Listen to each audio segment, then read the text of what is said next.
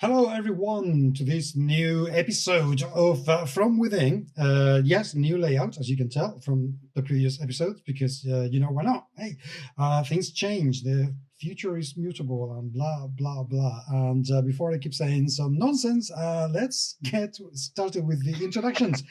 Started with Mr. Terry Muffin. Sorry, Terry Mon. Bon. With Terry. Thank you, Porco. I'm Terry Morn. I help out with several game companies, but my main job is I teach games and animation at Plymouth College of Art, and I'm playing Francisco Martinez, a police inspector from the locality, and we're off to investigate something really interesting. That is all true. Listeners and viewers, I can tell you absolutely every one of those words is true. Let's continue. Mr. Simon. Hi everyone, Simon Taylor. I'm playing Father Rodrigo Montes. From an industry point of view, I'm a hanger-on. I've done my bits in various aspects of the industry, and hopefully over the next couple of years you'll see even more of that.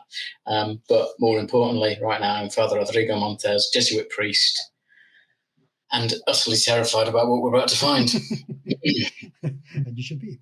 And Mr. Mark, hello. Mark Carroll. I freelance for, a whole bunch of different companies. I recently worked on Conan and John Carter and Star Trek. Currently writing for Dragon Turtle Games 2185. Pick it up, by the way. Fantastic cyberpunk game. And I'm playing Martin Carrasco, a damaged World War I veteran who's kind of nominally the group's muscle and definitely not sure about the mystery of the exploding nun. Yeah, we don't know. Indeed. In the previous episodes, as you may remember, our intrepid, soon-to-become investigators have been entrusted with accompanying the grieving parents of Rosario to go to her funeral in Seville, where her body has been found horrifically mutilated inside her cell at a convent where she ran away 6 months ago. When we last left it, you were all went to sleep, and you were waiting to go and catch the train. However, Father Rodrigo, at 5 a.m, you get a knock on your door. A loud peremptory knock, or just a gentle knock, or it's the knock of somebody who expects you to be awake but doesn't want to awaken anybody else in the neighborhood. So it's something like, okay. I will rouse myself. Given we are a little bit nervous about our friendly local hoodlum, I presumably can look out of a side window somewhere just to quickly see who's at the door. Absolutely, yes. You find Rosario's dad. Okay. I'll run over to the door and open it.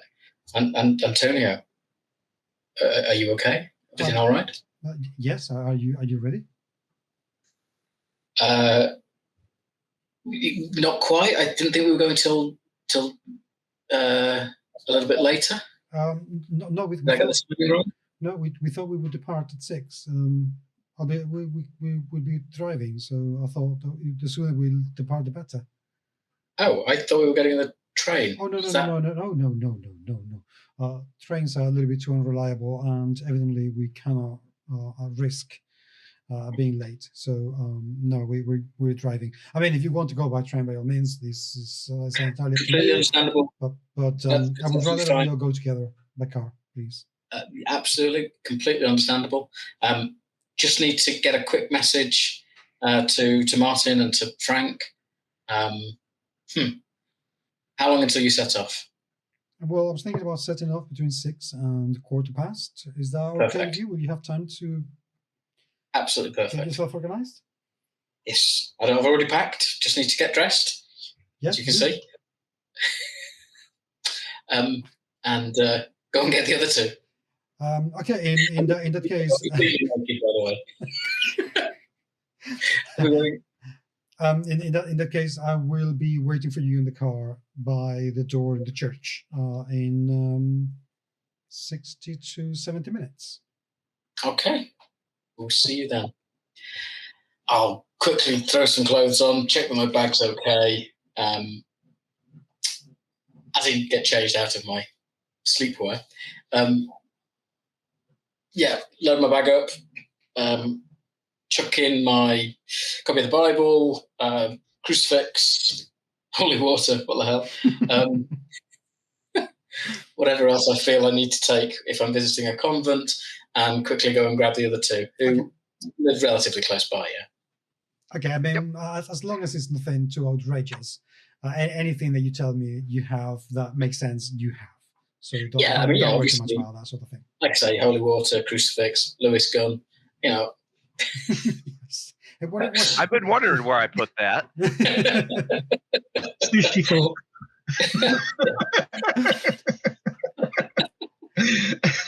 Okay, you Inspector and Martin, you both have similar experiences with somebody knocking at your door and telling you that you're not going by train, you're going by car.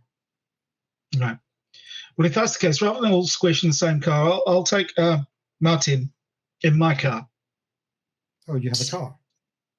I have a car, yes. Oh, wow, that is quite something for 1924. I didn't realize I have a car. Where's that? I come from Seville. I have a car. Fair enough. Okay. You have to go out and invest. So I have a car. It's on loan. Okay. But I do have. It's in my car. Okay. In that case, basically, time goes by. Martin, are you going to do anything else, anything in particular? That you want to let me know before departing. He's got his stuff together, changes of clothes, and of course that bag that's very obviously a bag for some kind of rifle, or in this case, his shotgun. Okay. Bring that along. Okay. Inspector, you realize that you're going to be carrying an illegal weapon in the boot of your car. That's fine. Okay. I will leave a message for my new friend at the office to let them know we're going and where we're going and how I can be contacted. And I'll give her the number of my detective friend in Seville if she needs to get in contact with me. I've also,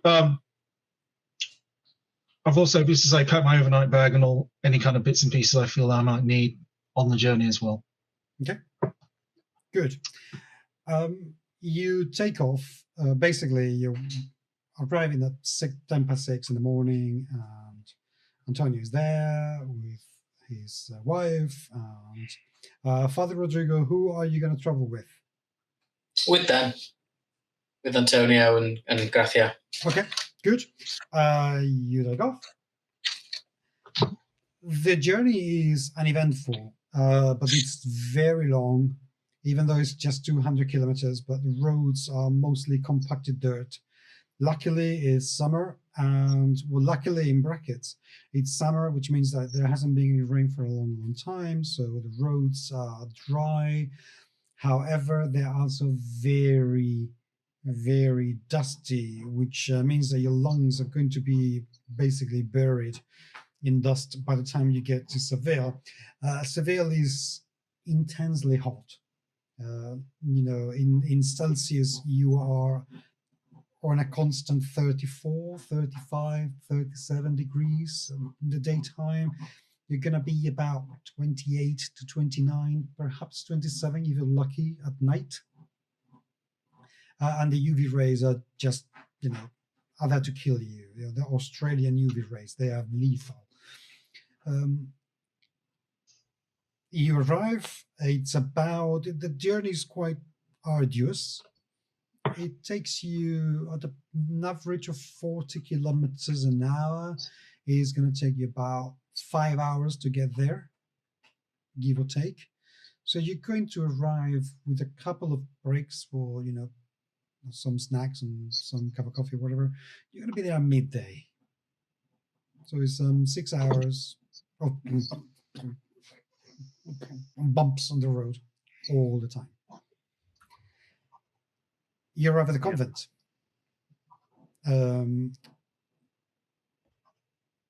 They stop, and Antonio says, "This is where we're going to be coming, but we need to go to our hotel first to make sure that everything is booked."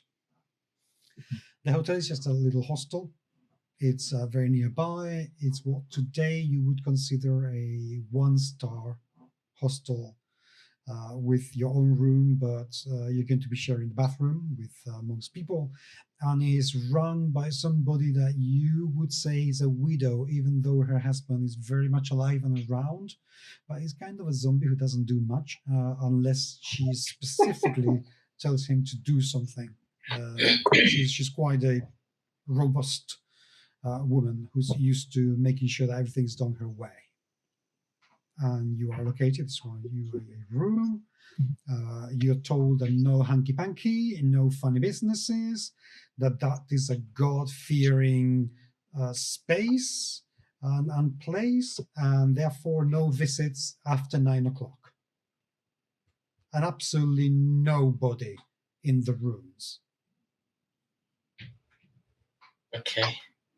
Sure. I will bless them, just to make it totally clear that I am a priest. And yeah, set up my stuff in the room. Are you wearing your habit, or are you wearing just, people's clothes? I think I would have the cassock on, knowing that I'm about to go to the convent. Okay. Or would I have travelled in it? It's probably more comfortable. So yeah, it's like wearing a big voluminous dress. More comfortable, a cassock, more comfortable. It was worth a try. I mean, it's your character. I don't mind, but I have worn a cassock, and I can tell you, black summer thick clothing, you would be poaching inside, which would be hilarious to behold. If he wears it like a kilt, though, it'll let the air in. Exactly. Yeah. Okay, let's say I travelled in non-ecclesiastical garb and will get changed before going to the convent. That would make more sense anyway, because I don't want to appear there dusty and dirty, which I would be to the drive. So yeah, we'll do it that way around. Oh yeah. Oh yeah. Okay, you all gather. You kind of wash yourselves and get settled. It's about 1 o'clock by now. The convent is walking distance, is about 300 meters from the hostel. So it's very close. So what are you going to do? A quick question, Paco. Have we had that sensation again since last we met? No. Not at all. No. Okay. Well, unless we want to do anything before, unless you want to make contact with your local colleague, I think we need to head straight to Santa Cecilia. Well, anyway. That's right. I mean, I would hopefully be under the impression that he might meet us here, considering he was the investigating officer, possibly. Yeah. And the family are going to get there, so head straight to Santa Cecilia. Yeah. Yep, in nice, practical clothing. Okay. You all approach the convent. Let me see if I have a photograph, which will be very nice. You approach the convent evidently is a stone. It's a stone building. There's nothing, non-ecclesiastical about it.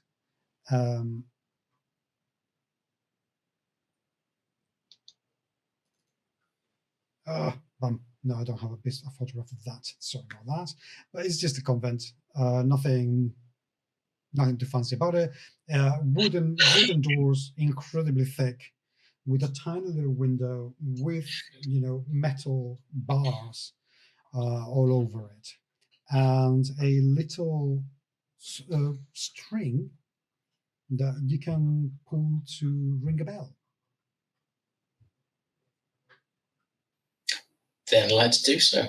You ring the bell, And about, give or take 30 or 40 seconds later, a little door behind the bars of the window open, and the eyes of a young nun appear in front of you, and she just, oh, hello. Can I help you, gentlemen? As she steps back a little bit from the window. We've come to see the Mother Superior regarding the family of Rosario. Oh, is she expecting you? She's expecting to see the family, yes. Yeah, but she's expecting you. I thought I would come here first. I've come with the family to make sure that everything is prepared for them properly. Oh, of course, Father. Of course, Father. If I may, with all respect, I will let her know, and I will be right back. Okay? Is that okay? It's absolutely fine. Thank you, Father. Oh, she closes the little door and disappears behind the door. There's always a chance they're not going to let you two in. I had thought about that. Yeah. Well, I mean, that's obviously going to be a bit of a problem, but, nothing we can't discuss. If Are you able to deputise Martin briefly? He already is. Well, there you go then. So we can explain that you are the investigating officer and his deputy. It's my plainclothes support. Very plain clothes. Slightly fishy smelling support. Yeah. He's been deputised. Get him a shiny badge. By the way, if there's any shooting, he'll get shot and not me. Okay. A couple of minutes go by, and suddenly appears this kind of thing you can see. This is the nunnery, and from there appears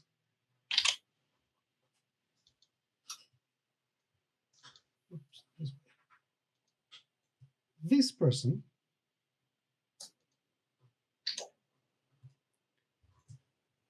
who is very tiny. So the little door opens again, and from behind the door, you can't see anything at all. And you hear, "Go on, show yourself, Father." I'm sorry? Show yourself, I cannot reach there. Come on, show yourself, I want to see your face. Of course, I'll present my face. Oh, okay, so there you are. Okay, so what brings you here exactly? I am the Mother Superior. You may call me Mother Superior. I would be delighted to, Mother Superior. We are here with the family of Rosario. And exactly what brings you here, Father? Exactly? Well, the family are due to come and see you later today. Yeah, that doesn't explain what brings you here, Father. And we've come first to make sure that everything is going to be presented to them in the right way, not so as not to cause upset. I'm sure you understand. I'm sure that you do not understand the circumstances of this tragic event, Father. With respect. In which case, allow us in, and you can explain it to me. And who may us be? Myself and the investigating officer for the police. Oh. His deputy. Oh. You notice how all of a sudden her stance changes when mentioning that you came with a police officer. Very well. She looks around. However, I need to do some preparations before I can allow men inside. So allow me 15 minutes and return. I understand. A little door, close it, shut it in. I think we just need to leave her to it, don't we? Much as she might be tampering with the crime scene, nevertheless. Okay. They're checking my watch. It is really hot. I'll offer you all a cigarette then. As we don't know the effects. I can also tell you that at 2 p.m. in Seville, it is incredibly hot, and you're going to be under the sun for 15 minutes. Is there anywhere to take shade? Yeah, there are some trees on the opposite side of the road, and there is a little bar cafe that you could go and have a little drink at, and some sangria perhaps. I think I would. Sounds good. I'll stick to orange juice, I think. Plenty of Seville oranges, absolutely. Yes. Exactly. Okay. I have a cigarette and espresso and a read of the local paper. Okay. You read the local paper. There's nothing that catches your eye other than the standard. They've not mentioned anything about me. No, not anymore. Maybe yesterday's paper, yes. No, not today. The bartender, very robust man who looks like he was a butcher in, a previous life, goes and cleans the table with a dubiously wet cloth that goodness knows when it's been rinsed, and places some olives on the table. So what is it gonna be? One orange juice, sangria, one coffee, and a moment of your time, if you don't mind. Let me bring the drinks, and I'll see if I have the time. Excellent. He makes the coffee, which is quite thick, by the way. It's thick. Like a Turkish coffee. Yeah, it's quite thick. You get the orange juice, which is quite pulpy. Let's put it that way. And you get a 1 liter jar of sangria with a tiny glass like that. So, you're new in town. What brings you here? We've come to visit the convent. Frank, you had some questions about the convent, didn't you? You were interested to know a bit more about it. No comings and goings or anything else. I know the door doesn't open often, so when it does, have you seen anyone recently come out of the convent, or any noise from the convent that's kind of kept you awake at night, or no, anything like that at all? No, nothing. No, but lights on in the building at strange hours. What kind of question is that, man? Well, if you'd have noticed, you would have noticed. Yeah, but I would have noticed. Why would I tell you? Well, sit. Well. You're not from here. I am from Seville. Yeah, I'm sure you are. Anyway, that time you said if I may have. I may not be from this part of town, right back. But I'm a civilian. Give me a second. I have another client.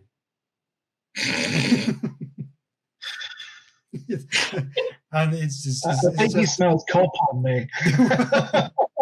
Well, you've just started, and all of a sudden, well, come on, tell me all the secrets of the convent, and it's been like, whoa. I didn't say tell me all the secrets. I just said, have you seen any strange activity recently? Hello. Or is it always strange? Anyway, Martin, you have 15 minutes to have a liter of sangria. And Inspector, you have 15 minutes to drink some, tarmac in a glass. And you probably have to chew through a good chunk of that juice as well, Father. At least it'll keep you awake. Oh, yeah. No kidding. So, okay, you head back to the convent and knock again. This time, about 30 seconds later, the Mother Superior opens the door herself.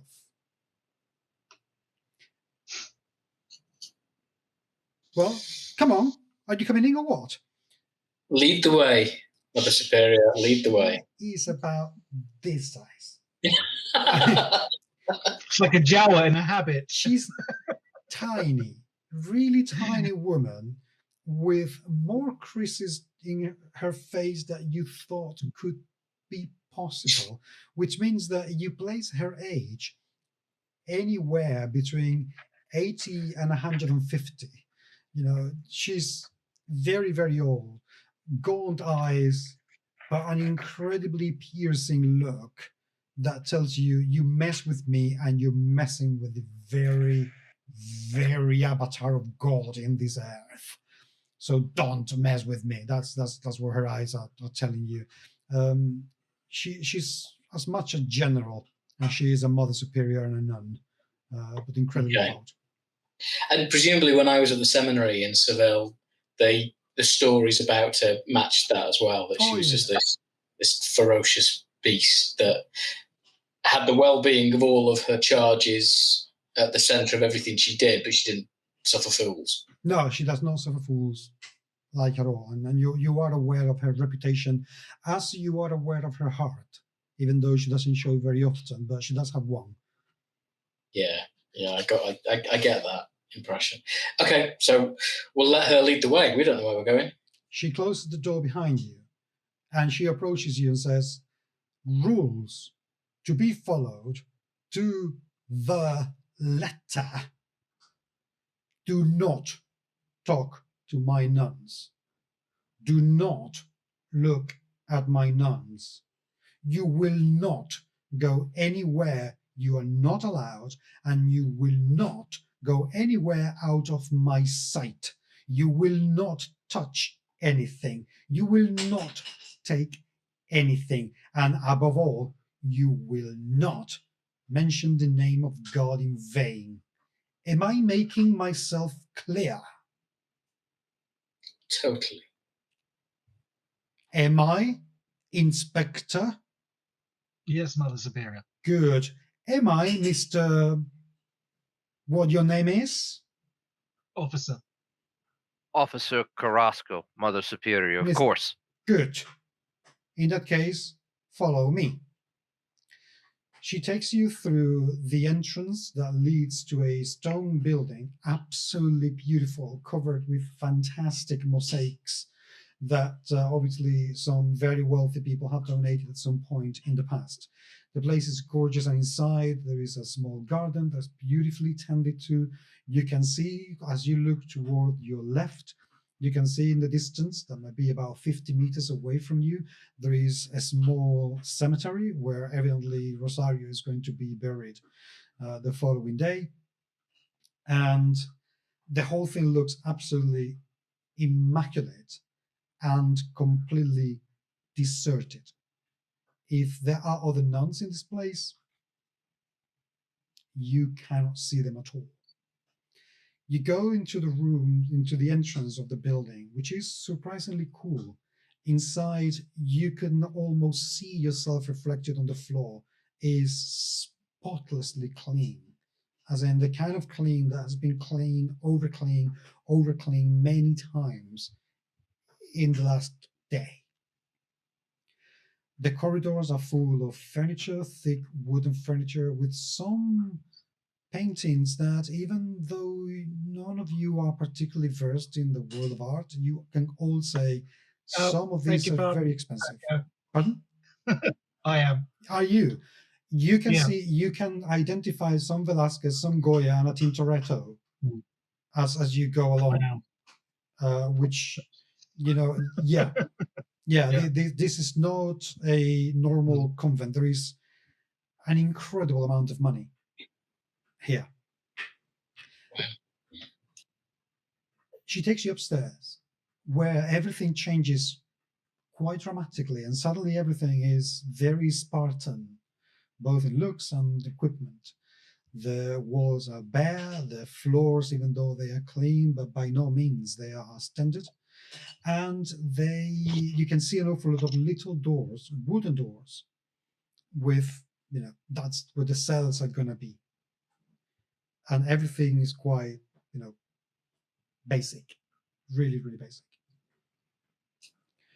Paco, does the smell change as well? Presumably when we were in the downstairs part, there was a slight smell of incense and maybe of whatever cleaning materials they've been using. Do we notice any change of smell when we move into this new corridor? No, No, there isn't. No. They keep the place very clean indeed.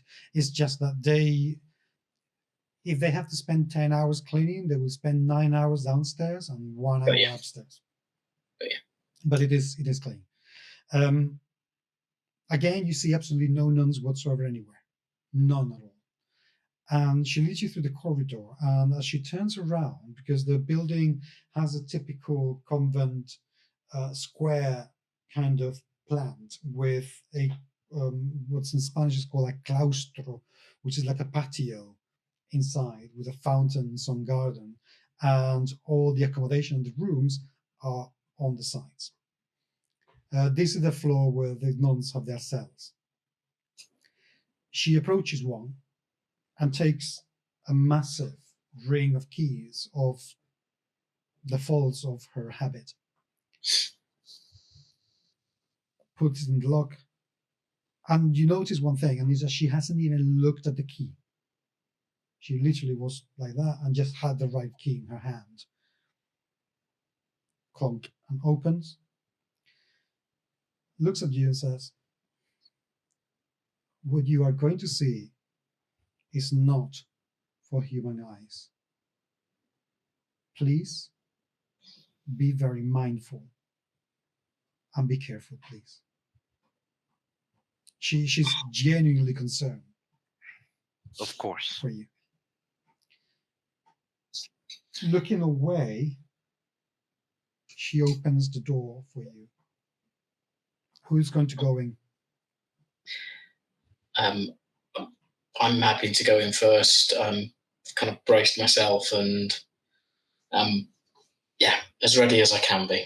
Okay, the door's quite narrow. It's not a standard 90 centimeters door. It's quite narrow. It's fairly low as well. So you have to kind of go down a tiny little bit to get in. As you go down, you notice where the threshold is. There is a very clean cut line where the blood begins. As you lift your eyes, you start to see splashes of blood all over the place. Roll your sanity, please. I knew that was coming. Yeah, no problem at all. Maxed out, in fact. You manage to compose yourself as you enter the room and start to realize that on the wall there are some little dents where you can identify some teeth were drawn through, that have been smashed in there. You can still sense something very strange in that place as you walk into the room. Small bed in front of you, completely soaked in caked blood, and a tiny little cabinet where there used to be a habit is also completely covered in blood and little bumps that you have no idea what part of the body could come from. Who's doing what now? My initial impression is to look for carbon scoring. I mean, it's as gross it is. I'm thinking explosives, and I'm looking for some kind of carbon scoring or some kind of indication of what could have happened here. Are you going into the room? I am going into the room. Martin, are you going to go into the room? I am actually going to take the Mother Superior aside. Martin is nothing if not sympathetic, and he's seen people close to a shell blast in the war. Okay. You know, he doesn't want to nor need to see a tiny little cell where some poor woman got exploded for whatever reason. So his reasoning is he is going to be better used taking the Mother Superior aside. She's obviously kind of shaken, and maybe it's a little cold-blooded of him. Maybe it's because he lost his faith in God, but he hasn't lost his faith in people quite yet. But he is going to basically take her aside and see if he could find out anything without her. So here's a question. Mhm. Would the Mother Superior, given that this is a convent, take on the role of confessor? Yes, you would. Even though they do have a priest, the normal thing is for she wouldn't be an official confessor because she cannot forgive sins, being not being a priest. But she would be the confessor for the women in the convent, as in they would tell her everything and anything, and she could dispense the appropriate punishment or penance for them. Mm-hmm. But it would all be done in conjunction with a priest that comes every Gotcha. single day to give mass.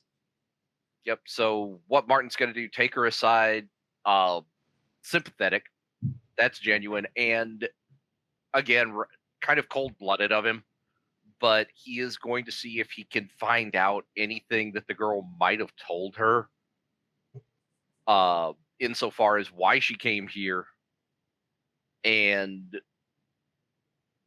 if the Mother Superior had detected any presences battering at the walls of the convent. I mean, obviously something happened here to break the holiness of this place, insofar as Martin can tell. Okay. And I guess that's going to be what, a smokes roll? Okay. Give me a second. Before you do that roll, let me deal with what's happening inside the room and what can be found, and then we'll go on to the conversation, because that might be of interest for everybody. Okay. As you enter the room, you see absolutely zero trace of anything that could resemble explosives. None at all. No. And also, you can tell there was no explosion inside. Remember the medical report says that this woman was dismembered, not exploded. Right. Okay. But it seems too forceful to be a simple dismemberment. As you get into the room and you approach the back of the room, think of the room as a 7 feet wide by perhaps 8 feet long. It's a rectangular room, and opposite the bed, on top of the bed, there is a crucifix that's of course covered in blood as well. And opposite the bed, there is a tiny little window that has splashes of blood, but it's completely intact, which you knew that was already the case. As you walk into the room and approach that window, though, both of you are assaulted by an intense smell of yellow. The smell of yellow, Yeah. did you say? Yes. You can't describe it. It smells yellow. I'm just getting images in my head of buttercups and of sunshine and of sunflowers, and it's that kind of sensation. Or is it more of a vacuous yellow? Is it more of a? It's yellow. Okay, kind of full-on anesthesia type moment. I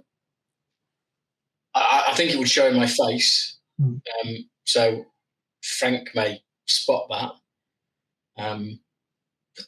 We both spot it, so we both look confused at this point. Can you smell? How do I put it? Yellow. It's the only way to describe it, isn't it? It's quite. Oh. There's no obvious source for the smell, Paco? No, it's only as you approach the end of the room. And that's not the window, it's the end of the room. Yes. It's just that's where the window is, but it's at the opposite end to the crucifix. Correct.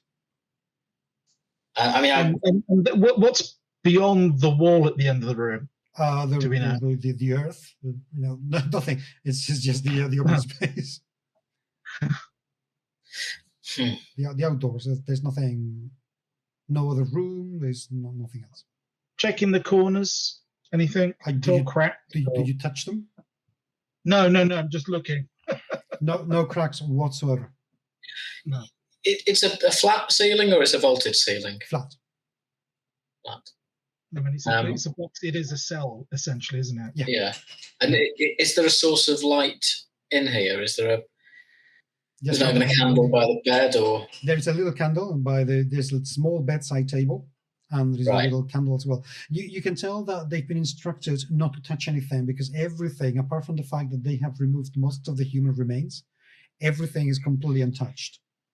So this is what I want to know. So the candle itself, it's obviously splattered in blood, but is it still intact, or does one side look like it might have been melted in any way? Not melted, but it's tumbled. Okay, but so there's no blast of heat hit it, is what I'm getting at. Whatever tumbled it will have been maybe an arm. So I think my first reaction to the smell would be to look for a source, and the only source I can see that might have that kind of smell would be the candle, because if it's a tallow candle or whatever. So I will pick it up. So going to your point of, do I touch anything? Yes, I will pick that up and smell it. No, it smells of blood and wax. Or blood and tallow, okay. The crucifix that's on the wall, is it hung or is it screwed onto the wall? Hung. And it's not moved. It's still perfectly in. Yeah. And there's nothing strange about the blood splatter onto the crucifix. It's not like the crucifix has deflected the blood spray. Absolutely not. Or the power of God. Nope. So does it look like the blood spray's come from a central point, like her, and just gone everywhere? You couldn't tell. There's so much blood everywhere. It could be anything at all. I mean, does it look like when the kids put beetroot in a liquidizer and left the top off? That kind of situation. Yeah, it's that sort of thing. Yeah. Maybe don't say that to the parents. No. Especially because I'm not sure if liquidizers have been invented yet. No, I know that, but I think it's just trying to get in the impression of the splatter here. Presumably there's a blood shadow. Presumably, like where her bed is, or where a table might be, that you would be able to see if there was a shadow beyond it where the blood hasn't hit the wall in the same way. Could using that kind of extrapolation determine an approximate position of where she might have been? No. Okay. It's a bit. Again, remember that she's been dismembered, so something must have been in that literally just ripped her apart. And it's okay. So okay. Oh. So that's. I mean, and then you're asking the obvious question. It doesn't look like there's any claw marks or anything like that on the walls. Oh yeah, there are. There's claw marks on the wall. Oh yeah. Oh. Size, shape, number. Claws of 3 slashes. How wide apart are the claws? The claws, the slashes are about, unless you have a measuring tape with you, about 25 centimeters long. Each claw is separated by about an inch. Okay. And there are 3 claws. And some of the gashes are deeper than others. Okay, so find the deepest one and see if there's any residue been left behind in the deepest one. On the grounds that the deepest one is the one that will have been hit the hardest. No. If anything came off. But the smell of yellow is intense when you get close to those. Okay, so I'll point that out to Frank, that these claw marks seem to be the source of that smell. I'm going to do a quick sketch on my notebook and write down some measurements and that kind of stuff. Okay. And whilst he's doing that, and before we cut across to Martin, I'm looking for her Bible. It's not there. Rosary? It's not there. They have taken all her belongings out. Okay. I want to see her Bible, definitely.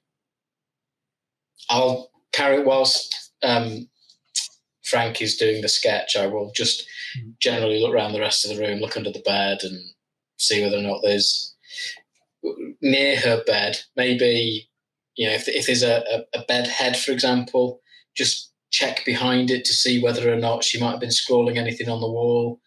If nuns are trying to keep things, but I'm assuming there's not going to be anything. No. And it's a tiny square window, I imagine, as well. It's not something you can actually fit something through. Correct. It's just literally a Okay. It is signed and intact.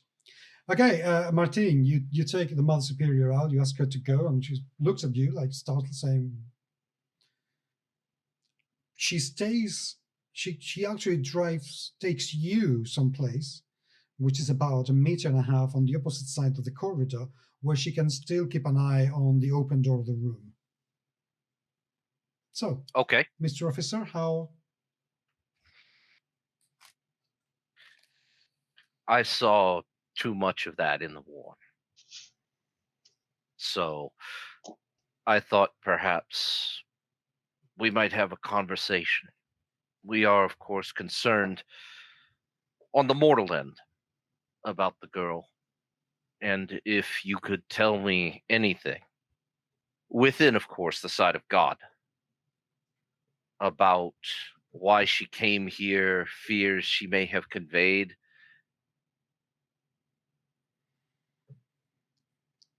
That, unfortunately, officer, is between Sister Isabel, since that is the name that she took when she became a daughter of God,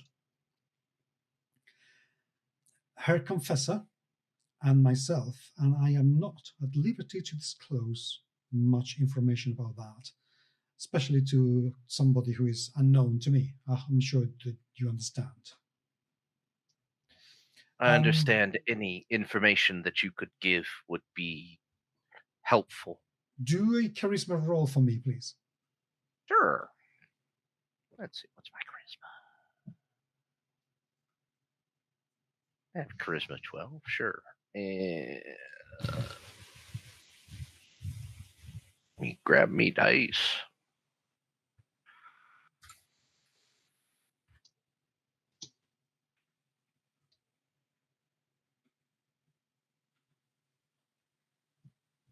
That is a 15. Right. Unfortunately, that means that you do not succeed, which means it's going to be very hard for you to be able to get any information from her at all. She seems reluctant to talk to you beyond what it's already public information. Okay, gonna have to play dirty here then. Martin, again, he hasn't lost his faith in people, just in God.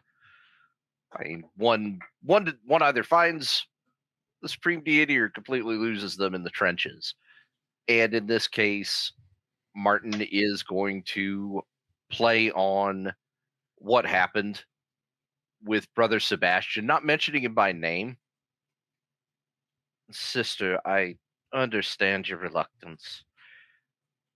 I also understand God. And he rolls up his sleeve to reveal those god-awful mustard gas and phosgene scars. God healed me from these, and if I am here, then I must reluctantly admit that God wishes me to be here. And that indeed may be the case, and unfortunately does that not exclude me from my obligations to my nuns and to God himself. He may want you to be here. That doesn't mean that he wants me to tell you anything else. And I'm sure that God will provide with whatever tool you need to find what you need to find. And if he doesn't, then maybe this is out of your hands as well. That may be true. But if not for the girl, then for her family. In that case, I will talk to the family when the time comes. And they may relay to you whatever you need to know, or they think you need to know. As you wish. This is your convent, and I respect that. I am but a humble man. A couple of minutes pass, and she approaches you both and knocks at the door without looking inside the room. Gentlemen, have you finished with your inquiries? There is anything I can do to help, or have you found anything that might be useful? I'm as shocked by the room as you expected me to be. She expected us to be. I'm mortified for the poor sister. Could I see her belongings? I don't see what use that might be to anybody, but yes, Father, you may. Mother Superior. Yes, Inspector. Sorry, if I may. The smell in this room is quite unique. Have you smelt it anywhere else at all in the convent? No. Unfortunately, I have to say, luckily, I have not smelled it anywhere else or any other time in my life, and I hope I never will again. How would you describe it? I'm having trouble describing it.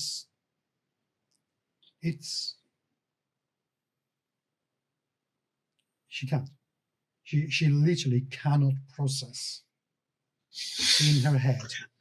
I can only think, and I can only imagine that is what hell smells like. It's a place. I agree with you. It's a place I have no intentions on visiting. Thank you. Have you only smelt it since the events of that night? That is correct, Father.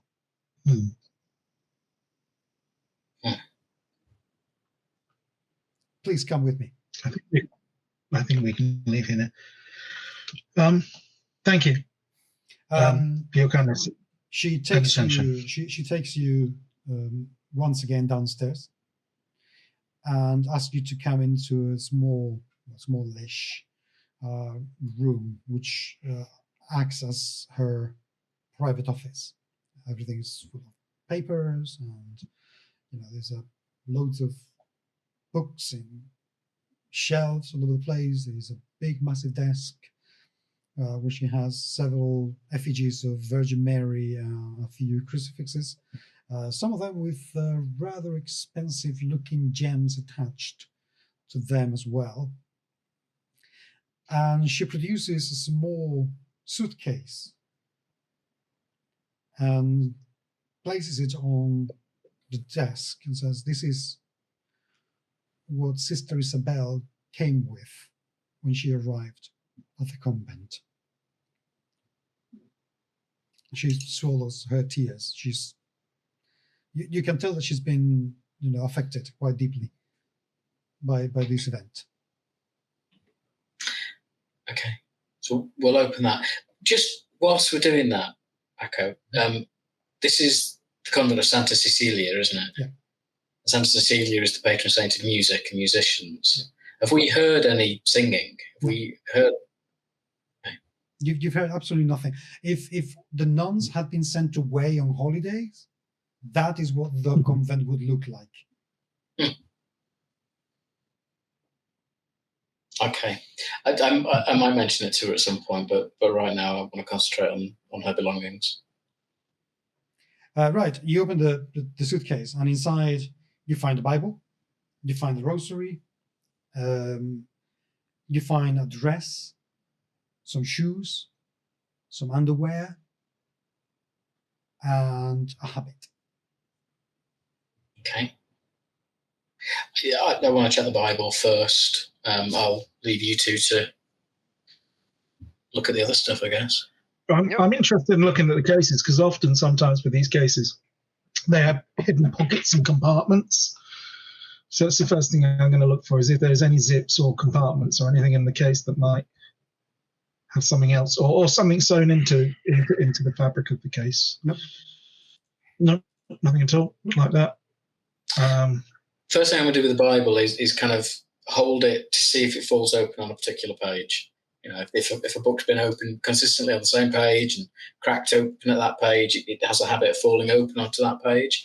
And then if not, checking for any pieces of paper put inside anywhere, any corners turned over, or any inscription in the front. Nothing at all. You only find this photograph of Rosario inside the suitcase. Where are you posting this back? Because I'm not seeing it. Oh, beg your pardon. I need to send this to you in Discord, don't I?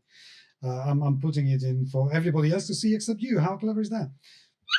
I think you might have done the same with the other images before, but I was kind of going, I can picture her. Yeah. I've got an image in my head already. Yeah, sorry about that. Okay, do you have it in the Discord now? Sorry about that. Yes, thank you. Do we recognise the picture? Is that her mother when she was younger, or No, that's her. That's Rosario. that's her? That is her. She was a beautiful thing. She was a beautiful, lovely woman. Nothing written on the back of it? No. And nothing else in the Bible? No verse that she was obviously reading time and time again? No. You see the Mother Superior as you produce a photograph from the suitcase. She sighs quite heavily, and she can't help a tear to fall off one of her very old eyes, and says that she was destined to be such a great member of our community. How could this man do this to her? This is the work of the devil.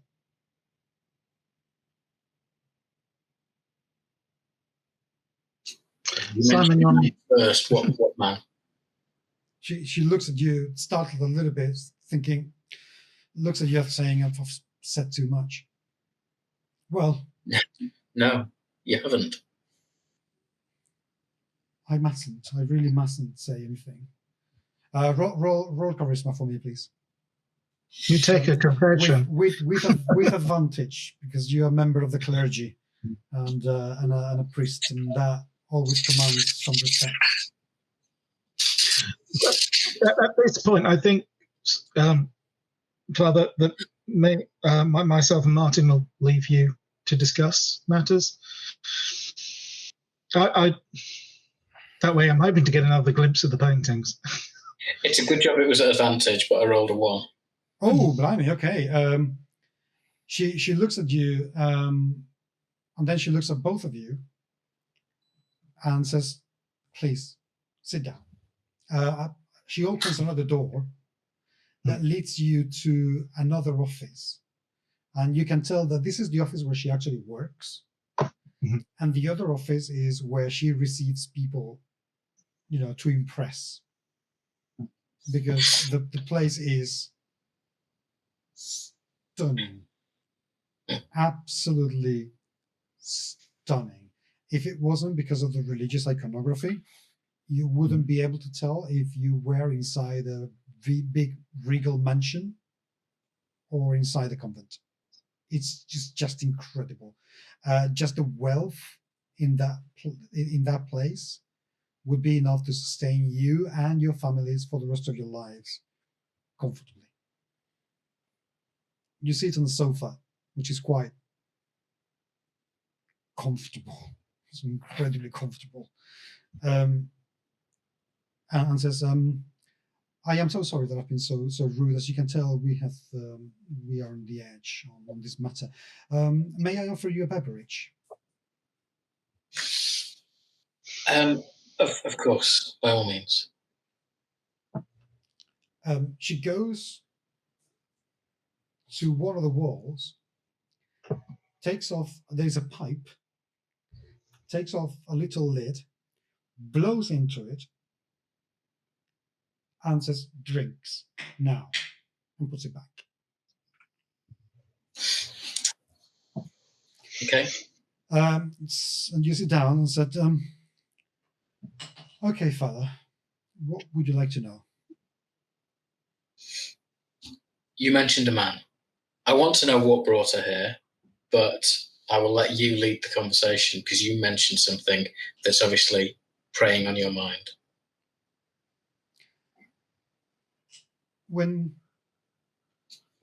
Who at the time was Rosario, came here 6 months ago. She came distressed. She didn't want to tell me what the cause of her distress was, because she said, I don't want to put you in danger. If he knows, then anything could happen to you too. She came looking for protection and respite and solace which we obviously weren't able to provide. I only know that she ran away from somebody, and she looks around.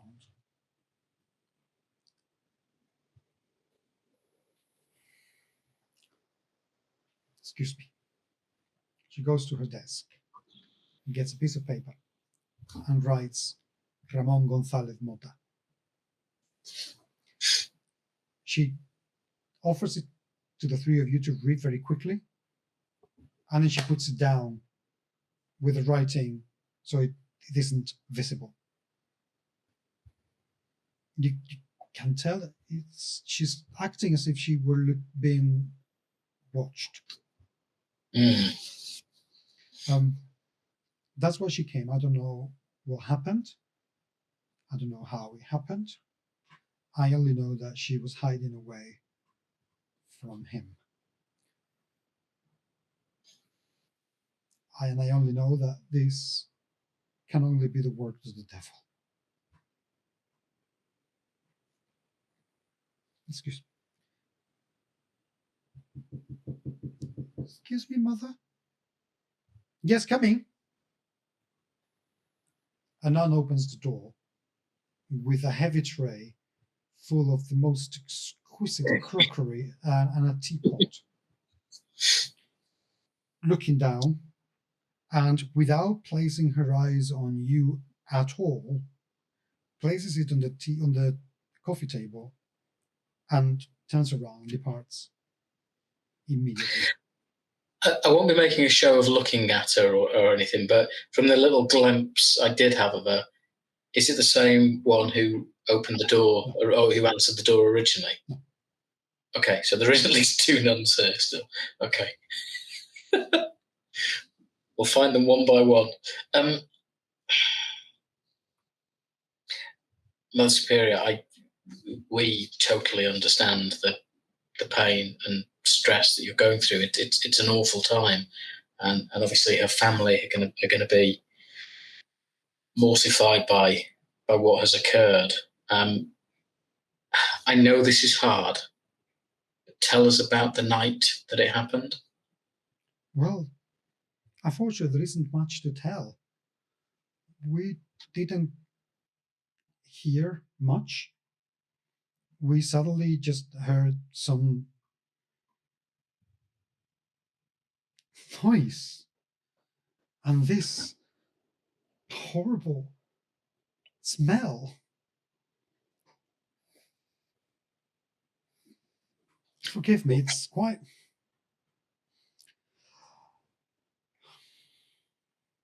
So the smell permeated the whole convent? No, it did permeate only the area. One of the novices approached the room when she heard some noises that she couldn't describe, and immediately came looking for me, as she couldn't open the door. It was locked from inside, as it is our custom. She knocked at my door very heavily, and I came immediately. It couldn't have been more than a minute. I heard a sound that it was as if the gates of hell itself had opened for a second and then disappeared, and this smell.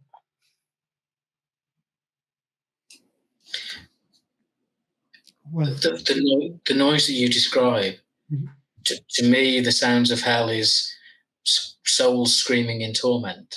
Is that what you mean, or was it more bestial in nature, or? Father, souls screaming in torment? That's just any war. This was hell. And I can promise you that if souls screaming in torment is all that hell is all about, I would gladly go there to comfort those souls. But this is beyond anything that I can even comprehend.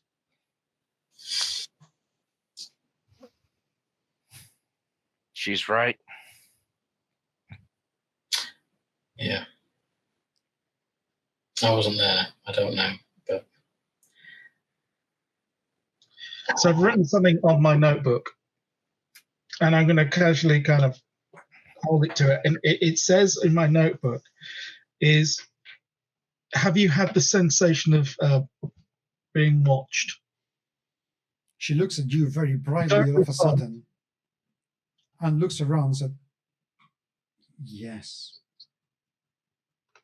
The day before everything happened.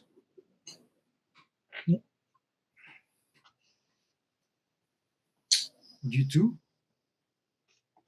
Mm. I just wink. That is the devil looking, watching us. It must be. What else could it be? This is the devil's work. And that Ramon must be able to command demons.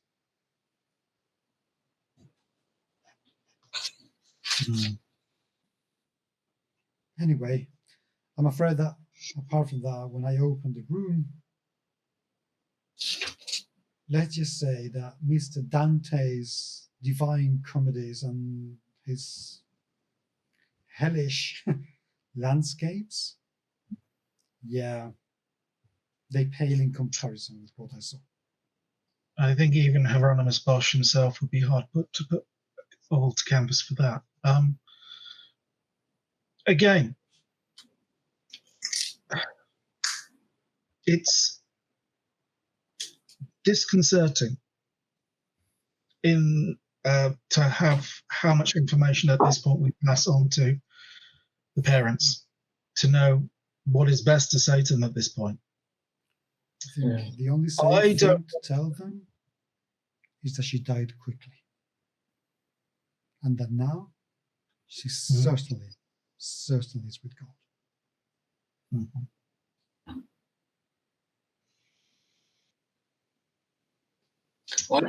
Was there any reason why she chose the name Sister Isabel? No, not that she told me. Nuns, when they come into convents and they become novices, they keep their names until they become nuns, which is something that she did in 3 months. That was very quick. And she chose Isabel. I didn't inquire. I thought it was a beautiful name, very apt for her. And I approved. You gave her 6 months more than she would have had, by the sounds of it. You have helped her. I know you said before that you let her down or that you didn't protect her. You did.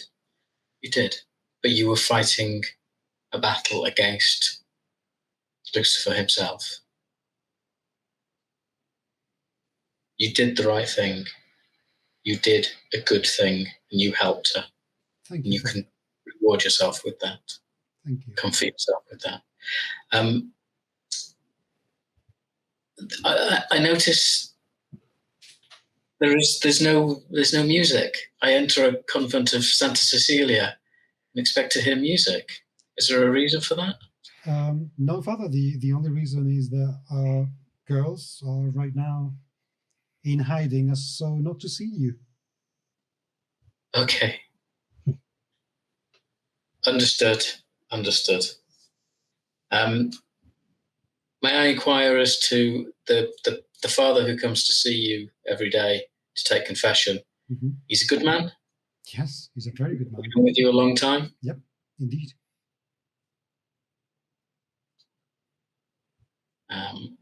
His name? He is Father Alfonso. Father Alfonso. Would I have known him from the seminary, Paco? Did he visit the seminary as well to? Yeah, probably. Or anything? Yeah. And he's a good man. He's a good priest. He's a kind of slightly arrogant priest that loves to use his position as a priest. Yeah. It's as much a matter of status as it is a matter of faith for most priests at this time. So yeah, you do know him.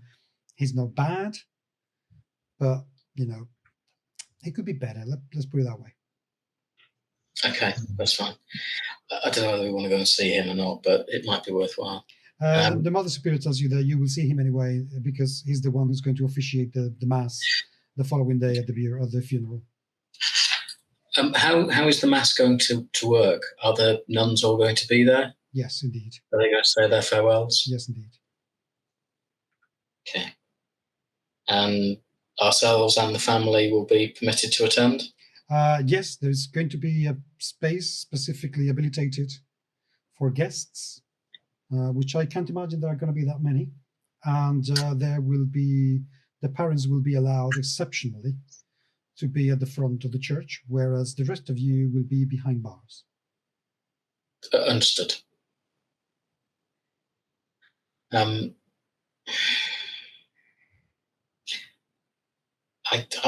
have nothing more to say at this time. I, again, take comfort in what you did. If there is anything else that you can tell the inspector and his compatriot that would help us bring anybody to justice.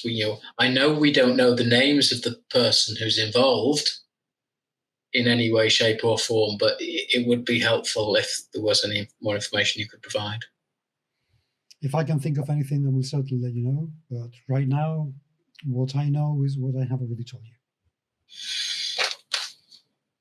I'll leave her with my number, just in case. Thank you. And she takes you out to the door. I think I need a drink after that. Martin pulls out a flask. In total, you've been there about perhaps a couple of hours. Yeah. You've done a little bit of chit chat, and it's not. She tried to make the conversation a little bit lighter at the end of the whole thing because it looks like she needed, kind of to detach herself from the whole situation a little bit before she could go back to her duties. So I suggest we go to that cafe over the road again, because it's the nearest one. I will get my set of dominoes out so we can be playing dominoes whilst we discuss. I think I will order. I think if we're going to discuss it, we go somewhere else. Yeah, maybe. To be honest with you. Although if we can be earwigged on wherever we are, yeah, but. Well, I mean, the first thing I'm going to do when I get outside the doors is blaspheme my arse off. I will turn a deaf ear to it. I will. Jesus wept. Yeah, I think we need to get out of the general area at this point. Or I certainly feel like I need to get out of the general area at this point. Interesting side note, as we discuss and walk, is yellow as a color is, in terms of art, is often kind of used as a denotation of anger and resentment. It's often employed in works of art as to denote anger and frustration. I don't know if that has any bearing on this at all. It's just it fits. It seems appropriate. I still don't understand what exactly we've just encountered. I'll explain this to Martin as well. Martin, in that room where the claw marks were, there was a stench about them, and neither of us can come up with an adequate description other than yellow. And my thoughts did turn to your experiences with mustard gas and with other things like that, but it wasn't that. It was more indefinable. It wasn't sulphurous. It wasn't brimstone. It wasn't. I don't know. I can't define it. It's just a missing link in cognition there. It's almost like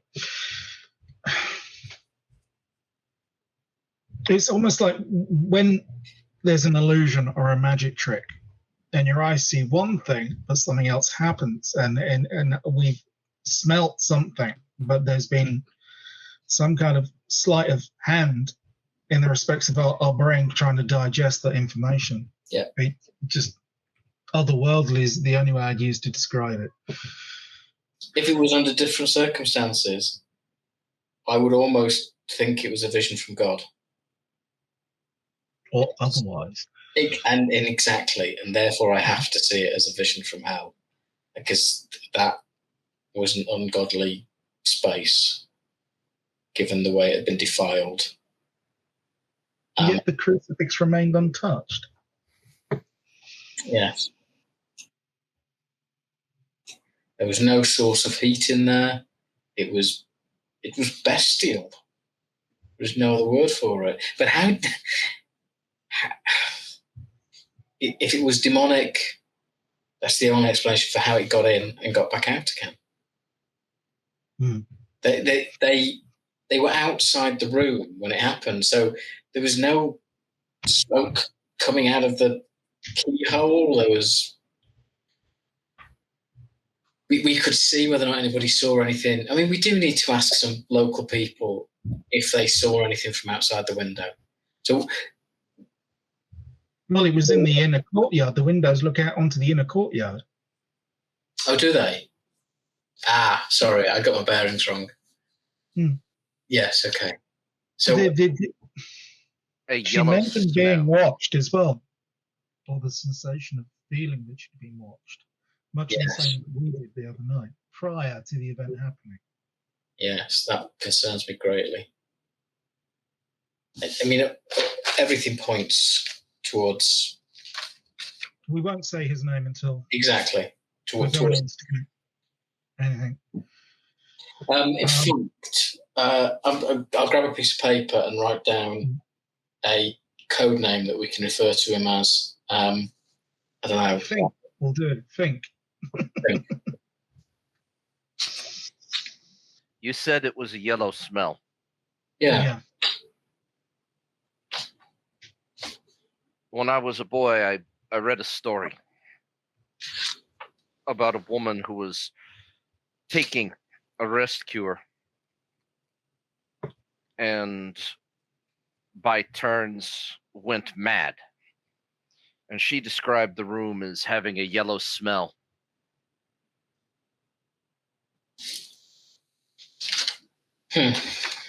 What story is this? Was it written down somewhere, or is it just an oral? No, it was in a magazine. Stetson. No, that is not her name. And what Martin's referring to is the short story, The Yellow Wallpaper, by Charlotte Perkins Gilman. And that is, in fact, the way that madness is described. The room has a yellow smell to it.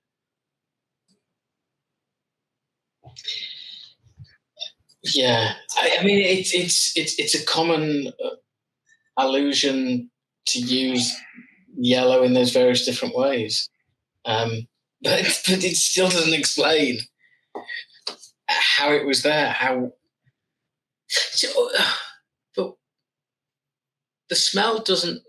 It came from the claw. So it doesn't necessarily mean it came from the claw. It could be what was exposed in the walls.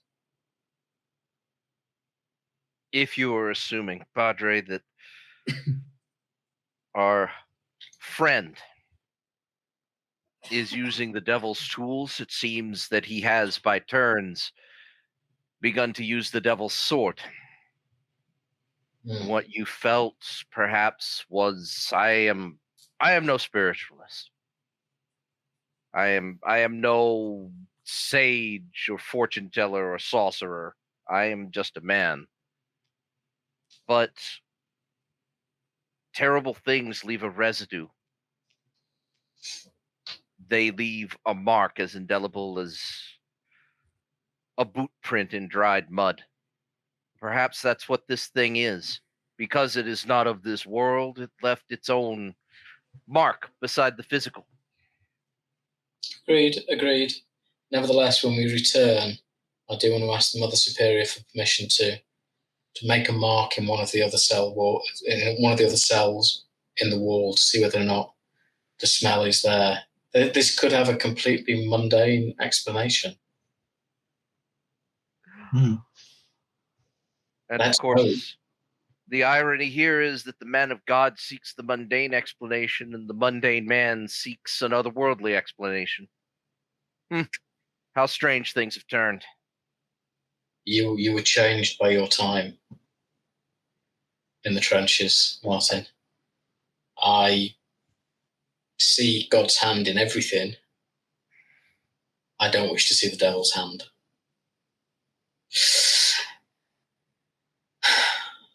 Okay, so time goes by. What are you going to do?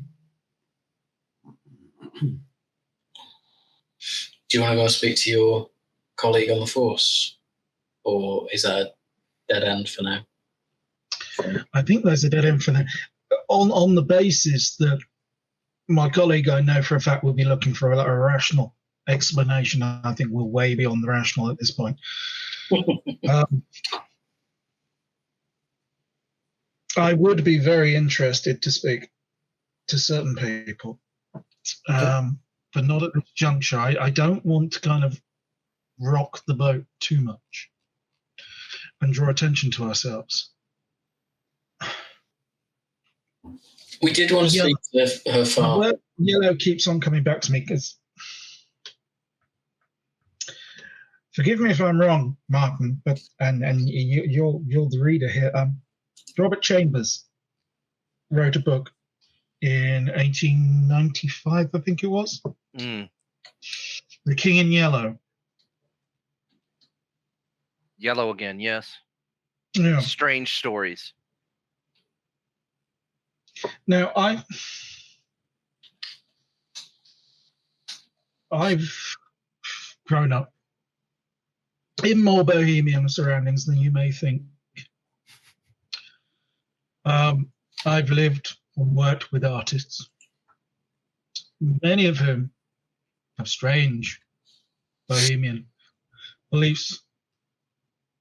Some you could call a cult.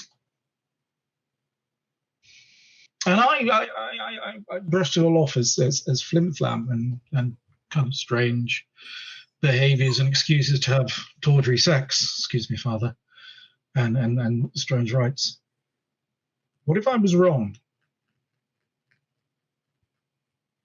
What are you saying? This is what keeps niggling it. It's like an itch at the back of my mind all the time now. What if I'm wrong? What if people are actually able to do these things? What if, and this sounds strange now, what if Fink had found a way or had found some sort of system by which he can call upon forces? I would think that much at this point would be obvious. But it shouldn't be. I mean, it shouldn't be. The world. And if it is, I wonder how much or how deep we need to kind of get involved in this. You say that I was changed by my time in the trenches. That is true. I saw the assumption that the world was shattered by the war was foolish. All the war did was peel back the skin of things and showed some of what lay beneath. I can tell you that the inexplicable exists. And he just kind of waves his arm without pulling the sleeve back because nobody wants to see that horrible stuff again. The inexplicable exists. There was a thing. The fisherman knew about it. Back home. Not too long ago, that was dragged from the sea. I did not see it. I know it exists because men I trust spoke of it, and I believed them. Whatever it was caused men that I know to be men of iron will to weep openly. Not out of sadness, perhaps, but simply because they could not understand it anymore. There is a rot beneath the skin of the world, and we have exposed it like a wound. We have peeled back the bandage we have been put in this place. We are physicians, I think, of a sort. I could tell you my solution to this entire matter, but I think it would not please you, Frank. I think at this point,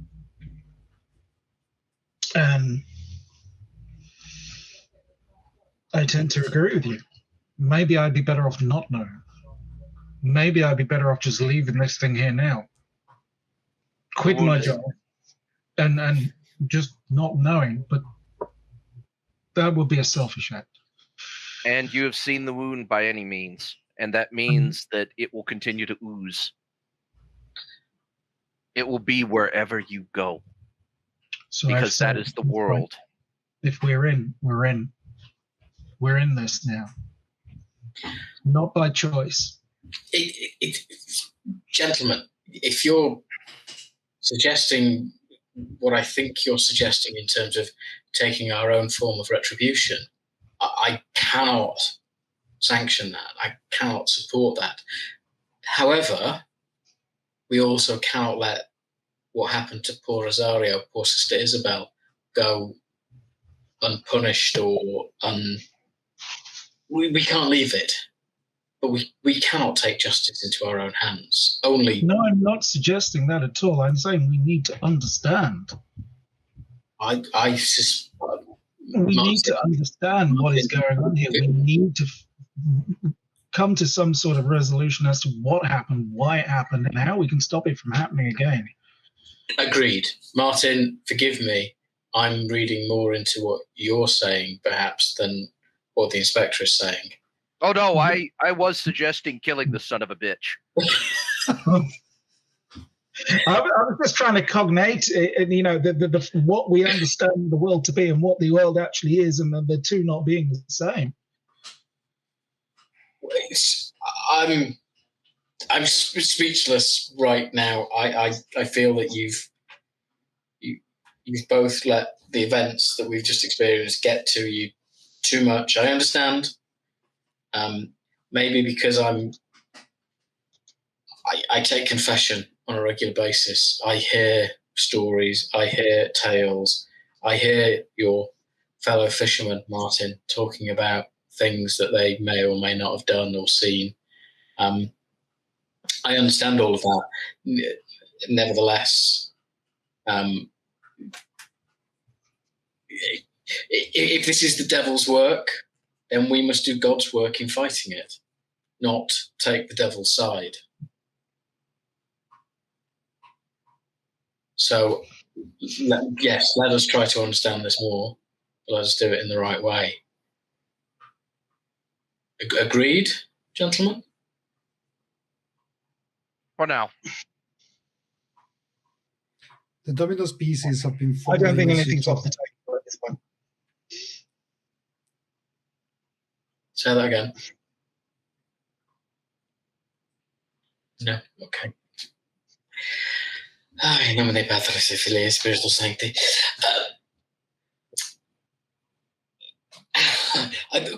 Let's go back and see the family. Well, I'm going to go back and see the family and just try to reassure them that everything is prepared properly for the funeral and concentrate on that. Not concentrate on not tell them what we've seen, not tell them what we've experienced. Simply tell them that all is prepared, the ceremony should be respectful, and then explain to them the process, where they're going to be sat, and because there's nothing worse than arriving at a funeral and not knowing where you're supposed to go and all that kind of thing. So I'll be doing all of that, and maybe during that discussion, just try to fish for a little bit more information about. Well, I can name him in this particular instance, about Ramon Gonzalez. His account, seeing as Antonio is their accountant, and see how that affects his opinion of him. You two, I think I'm deliberately distancing myself from what you might be about to do or consider or plan. Okay, so time has gone by. Dominus pieces have fallen on the table many times as you have this conversation. And it's about 6 o'clock now. People start to come out in the streets, trying to shy away a little bit from the heat. Women start to walk with their children as men go out in their finery to have a cup of coffee at the gentlemen's clubs. What are the three of you going to do? Well, Martin is going to do what he's good at, which is beat feet and listen around and specifically push a little bit, not too much, but see if anyone might have spotted that little weasel that works for our number one suspect. I mean, because he wears that bad suit, he's got that weird thing under his coat. You know, he's going to kind of stick out as a stranger. Now, you walk around, you manage to talk to some of the locals that you walk around and see in different couple of bars and cafes and people that, you can relate to. No, it's not somebody that they are familiar with. Okay. Yeah, the idea behind that is number one suspect might have needed somebody a little bit closer than where he is right now to do whatever happened, but it looks like he could do it at a distance, and Martin's already fairly shaken. I mean, he is a brutal, mechanistic, realist and pragmatist, but this is so completely outside of his field of expertise. All the reading of various things, it doesn't matter. It's like fiction becoming real. Correct. So he is, despite what he has said, and that does rise from that pragmatism. I mean, we all felt it. They saw the claw marks in there. The girl is dead.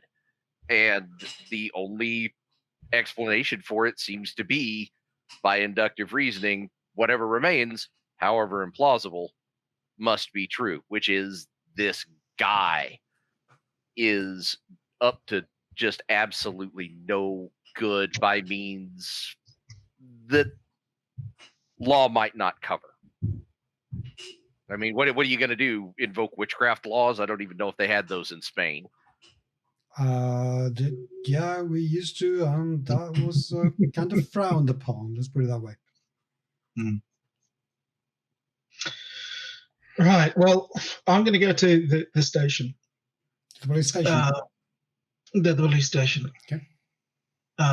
To meet with my contact, Okay. my colleague, just to see what he's pulled up, what was told about the case. If there's any kind of links or anyone that they spoke to that we haven't spoken to yet, which I very much doubt. Okay. You approach the police station. Are the three of you going to go with him, or are you all of you going Martin to go? will, yeah. Martin is definitely going to. Okay. I'll be talking to the family. Like I say, I'm going to try and fish for any information out of Antonio about. Okay. Right. Okay. Yeah. Let's go to the station in that case. You approach the station. It's a very nice building, obviously very well equipped. It's pretty large. And you ask the receptionist who points at where you have to go, and you just go. Yeah. I'm fine, your friend.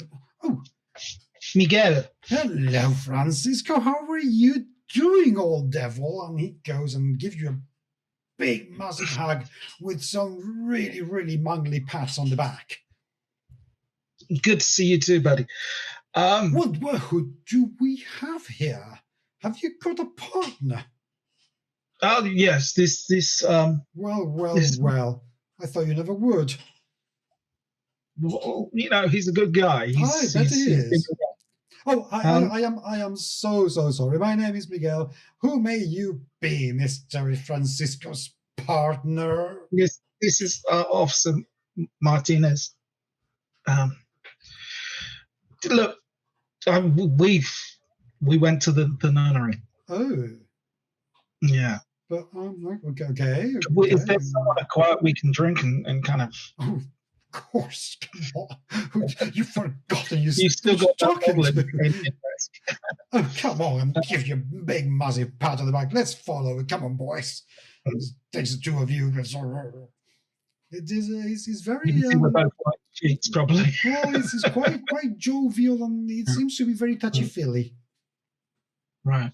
Okay, so it takes you to a nearby bar where it's one of those bars that are very frequented by the police and where everybody is very familiar with everybody else. Oh, hello, how you doing? Blah blah blah. And you sit down in a small booth at the back of the bar and say, "Well, so what did you find at the nunnery? Did that nasty Mother Superior talk to you?" So you've not been there? Well, she wasn't allowed in, was I? No man got allowed in. How did you get inside, man? Well, there's ways of doing this. It's a mess. It's a big mess. Well, that's what the doctor told me. That he was the only one who was able to take some photographs and be able to clean up the place. But I bet you anything, I didn't do a good job looking at this morgue.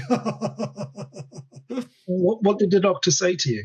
What did he exactly say? There is no bear large enough in this earth to do these wounds. I think were his, literal words that came out of his mouth. That's stupid, man. He's not very good. So you've not. Have you got the report? Yeah, of course I have. Well, can I have a quick look? Yeah, sure. And he actually he's got it in his bag, as if he was expecting that you were going to ask for it, and takes it out and take a look. So I take a stiff swig of whiskey and have a quick skim through the report. Yeah. Is there anything that stands out? Oh, yeah. The photographs stand out, and by all means, do roll Constitution. Yeah. Right, roll Constitution. That's not a great one. Here you go. Just made it. It's okay, so you actually yeah. That's probably because the whiskey's going down, causing the burn as well. Yeah. Is there anything different in the photos from what we saw? No, except that in the photographs you can actually see the bits and pieces of the nun. Those photographs were taken before the place was cleaned up, and therefore you can see where everything is. And she is all over the place. Martin, you looked at the photographs and you feel slightly nauseous, but you've seen worse. Yep. I am going to specifically, did he take a close-up of those claw marks? Yes. Examine it closely, maybe run a finger over the claw mark and see. Let's see if that provokes that weird synesthesia. No. So it's definitely, Martin is not some kind of genius, but he is methodical. Mm-hmm. That's how you got by. And he is examining everything piece by piece. He's not going to lick it. He's not going to smell it. It's going to smell like a photo. But if the synesthesia doesn't get provoked by touching it, then that seems to mean that whatever the weird phenomena is, it's localized. That room is effectively, at least as far as he understands things, it's going to be haunted by whatever this creature was. It burst through the skin of the world. It did this poor girl in and then went back to whatever hell it came from, but left a little bit of itself behind. A bear, you said. Well, that's what the doctor said, but I don't think he's ever seen a bear. I don't know. Sorry, Derry, I didn't quite hear you. I know, just said the doctor had said that there was no bear big enough on the planet, or something like that, along those lines, to cause those wounds. Oh, yeah, but I don't think he's ever seen a bear, so I don't have to pay that much attention to him. Could have been a lion, for all he knows. Who knows? Yeah, but how are you going to get a bear into a convent? Not exactly. This is ridiculous. Come on, this must have been somebody else with using something else, maybe an axe. I don't know. A triple axe. Is this case still open, or have you closed this case? Well, it's closed. So what else is there to find out? Can I take this one off your desk then? Yeah, I suppose. Yeah. That's fantastic. That's fantastic. Well, let's say always kind of here to help. So we'll take the file with us. Yeah. That's brilliant. In the meantime, while we kind of Martin is kind of studying it and having a look through and looking at the photographs and that, I'll just kind of pass, kind of chew the fat with him, just kind of keep him slightly distracted and take a couple of whiskeys with him and that kind of stuff, and then slowly kind of work into the fact that had they had any kind of experience with bohemians and wacky behavior recently around the art district, or any tales of kind of... Nah, not really. Just tells you the standard, riff-raff as usual. Nothing strange, nothing new, nothing weird. You can tell that he doesn't dislike his job, but he doesn't like it to be complicated either. So he doesn't make it any more complicated than it needs to be. So no, he's more into kind of petty theft, and from time to time the brawl that leaves somebody with a broken leg or a broken jaw. But he's not interested in that. So they've not busted any orgies in the bottoms of clubs, or people wandering around the woods at night in the nude, or something like that. Nothing interesting. There you go. I got a question for you, Pocket. Okay. Are the negatives in there? No. Okay. Well, regardless, I am going to use Martin's MacGyver ability and see if he can improvise something. I mean, it doesn't look like there's a roll for it or anything, but he's going to improvise something. Take a look at that photo and maybe see if the camera picked up something that the naked eye wouldn't, some sort of trace, some sort of shape of this thing that it might have left behind. Because if it left a weird synesthetic smell,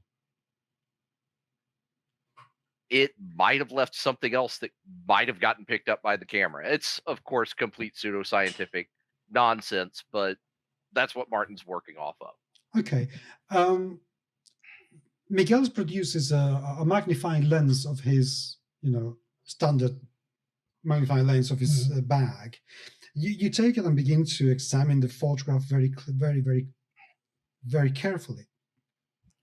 And suddenly you see how out of the back of the room, you cannot really describe it, but it feels like the bricks on the wall, on that side of the wall, in that corner, it's not like if they are out of place, it's like they're kind of stretched somehow. Warped. Very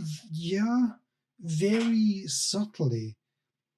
As if it had some sort of transparent layer of something in front of it that you cannot really describe. It's very rare. I need a China pencil, which is just a wax pencil used for marking on hard surfaces. Yeah, pen, pencil, something. The one from my notebook. Yes, you can have that.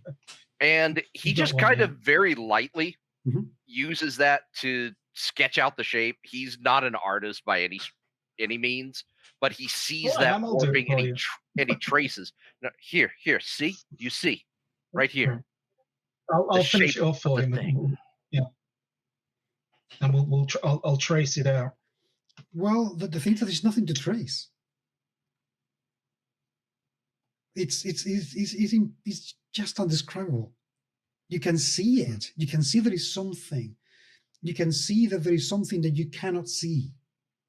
And it is there, but it's impossible to get enough of a visual grip for your brain to be able to translate it into something that you can comprehend or reflect in any way, shape, or form. But in the same way when your brain tries to comprehend an Escher picture or something like that, where it's kind of... Yes, except that with an Escher picture, you can actually trace it and you can reproduce it and get to understand what the optical illusion is. This is no optical illusion. This was there, but you cannot see it or do anything with it. This is beyond what the eye, what our brain can actually understand. yeah, understanding is just kind of sliding off of it like a soap bubble. Yeah. I'm sort of really glad I didn't touch the wall now. Okay, so what you do we with need that? to- I wish you had. What you do with that? Father Rodrigo, what is See. happening with you? So I've gone back to see the family, comforted them, explained that we've been to the convent on their behalf to make sure all the arrangements are in place for the funeral, walk them through the process, how they will be sat at the front, we will be sat elsewhere, the nuns will be there, etc.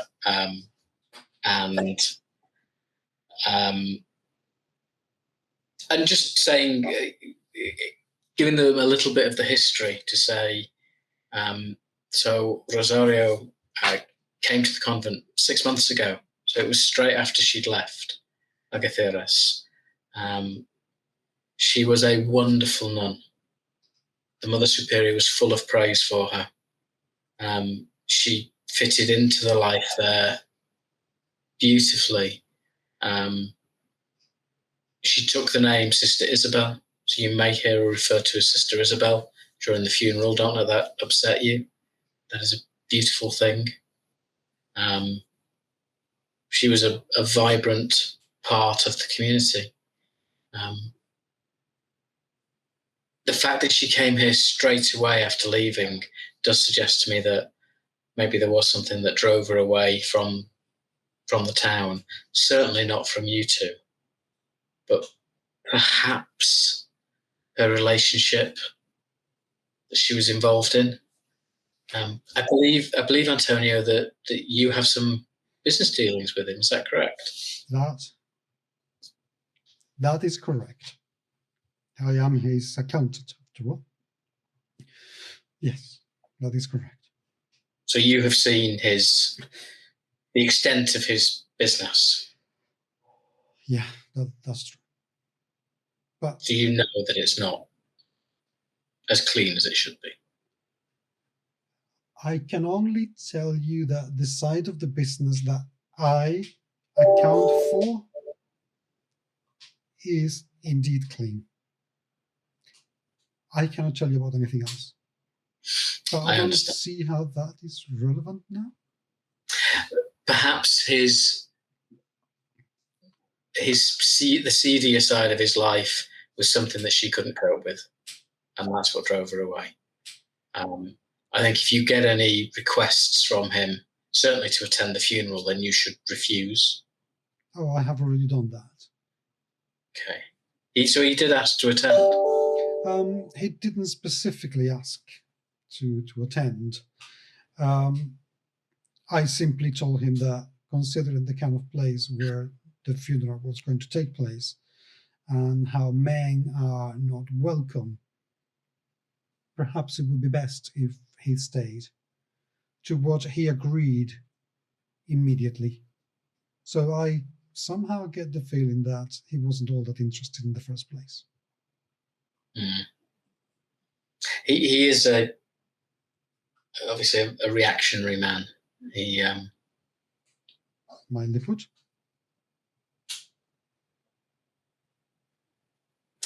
He has a temper, certainly.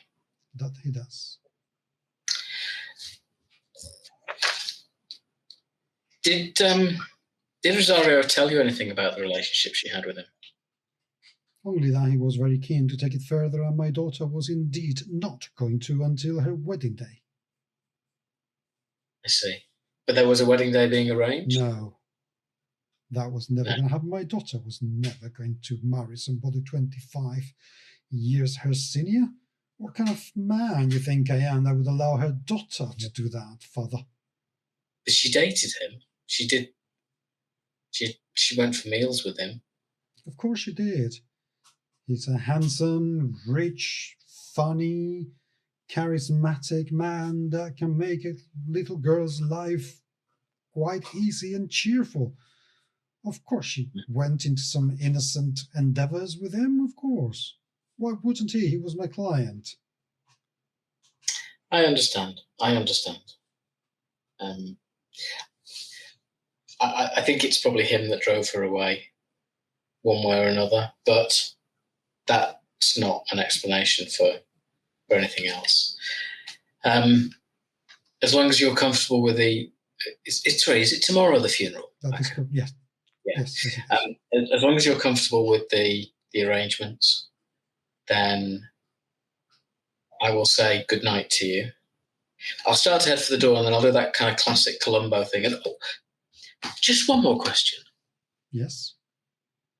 Since, well, at any time over the last few months, have you had any, how can I put it, any strange experiences where you feel like you're being watched? And I'm studying his face to see his reaction. He looks at you, look at his wife, looks at you again. We haven't felt that for months. But you did experience it? Yes, soon after my daughter disappeared. We felt that over a few days, several times, in fact. We just attributed it to being some sort of nerves or the anxiety. Exactly that, and that's why I ask, because that's precisely what it is. And I was wanting to make sure that you've not experienced it since, because obviously that grief can cause those similar effects. Don't worry about it. The fact that you've not is a really good thing. Father, so, what are you not telling me? This is my daughter we are talking about, and if you have come by any information, I think we are in the right to know.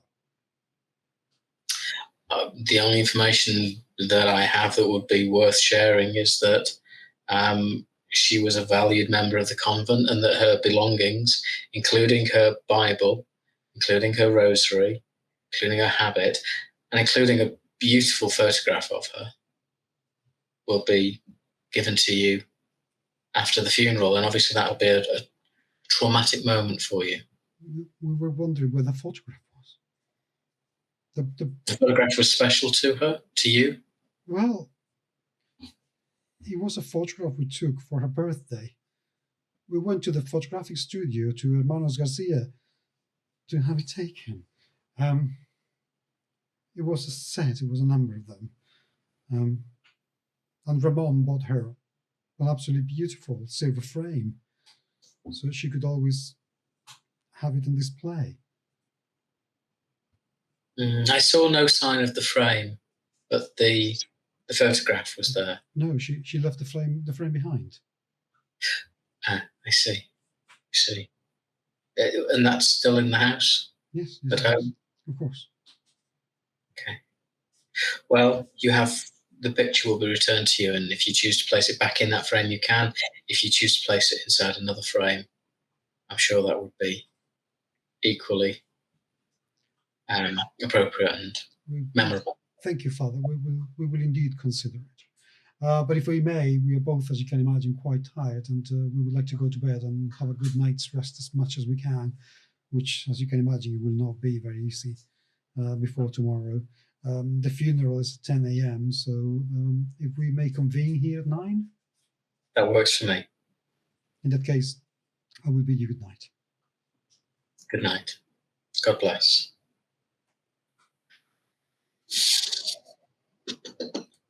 I don't know whether we're going to meet up or whether we're just going to leave it until the morning. You two arrive, and Father Rodrigo is downstairs. You're just, in the little sitting room of the hostel, sitting down in the rocking chair. I'll share what I discovered, particularly the photograph, the fact that they've experienced the sensation. That's all I'll refer to it as.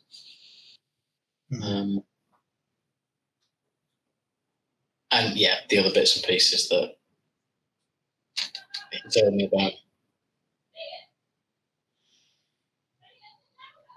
So, are you going to do anything else before heading to bed?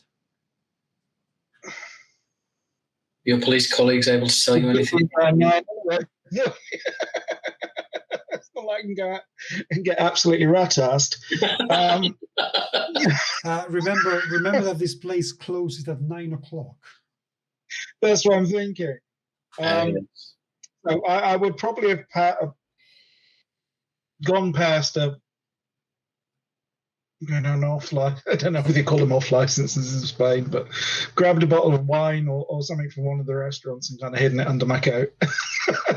Oh, that there would be absolutely zero problem getting some drink. Any convenience store will have some selection of booze. Yeah. Because I know as soon as I close my eyes, those bloody pictures in it can come back into my head again. Oh yeah. And that wall, and it's. What did bags and booze? Was your police colleague able to add anything? Oh, him no. The case file is.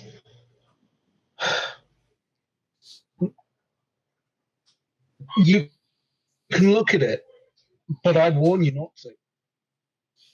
I have no great desire to.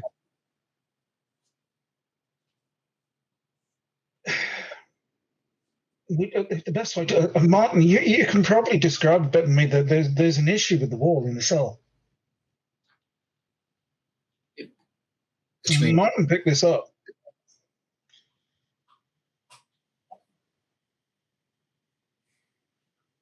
Martin? Can't hear you, Martin. You're on mute. You're mute.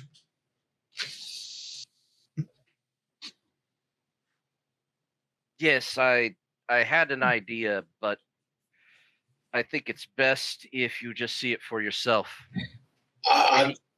Just tell me for now. I really don't want to see the pictures. We have the shape of the thing, and we cannot describe it. It is as if it is not there. The mind refuses to see it, but it is visible for its absence.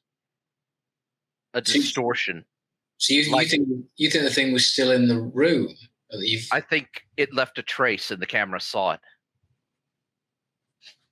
Are you sure it's not just left? I am sure. As sure as I have been of anything, and it frightens me to the depths of my miserable soul. We've both seen it. There's some sort of distortion in the fabric of the wall at the back end of the room. That could just be a doorway, surely.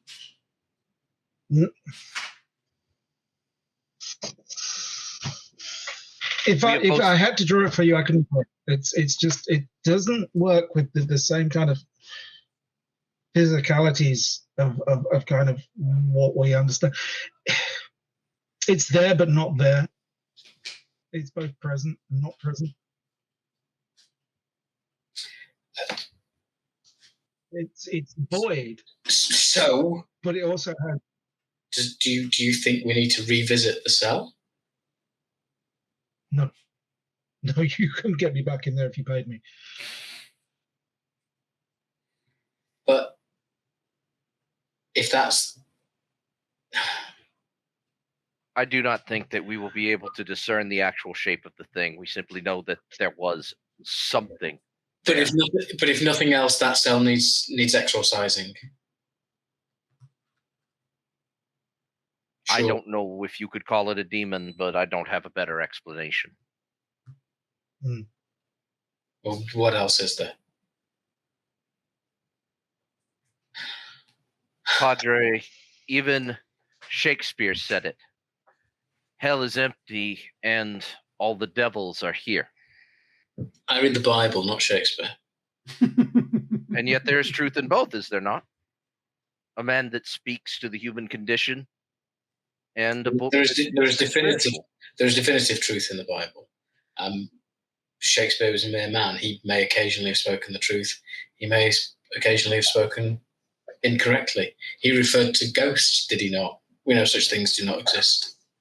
And yet we have proof that one does. He referred to fairies and shape-changing, rude mechanicals. Again. But even in Hamlet, he suggested there was more things in heaven and earth than dreamt of in our philosophy. Again, the words of a man, not of God. Are there not spirits in the Bible? Are there not demons? Are there not things that change shape? Witches that predict the future? Are these things not unsightly before God? Yes, but that's not what you're saying. You're saying there is something beyond that. I am saying that there is something there, and I don't have a better explanation for it. Precisely. So the room needs exercising. If you think it will help, I will accompany you. I hate when I'm convincing people to do things I don't want to do. That I know will be a complete and utter waste of time, and yet in character, damn this role-playing malarkey. In which case, I will, gentlemen, I feel I need a good night's sleep. The funeral is at 10 tomorrow. I've agreed with the family that we will meet them at 9 a.m. I think I need a hearty breakfast before the day begins. It's going to be a long day, Padre. It is indeed. In that case, with that, you all head to your comfy beds. Only slightly lice-ridden. Okay. Try not to get any bedbugs until the next session. Awesome. All right, that was great. Ciao, arrivederci, etc. Good night, folks.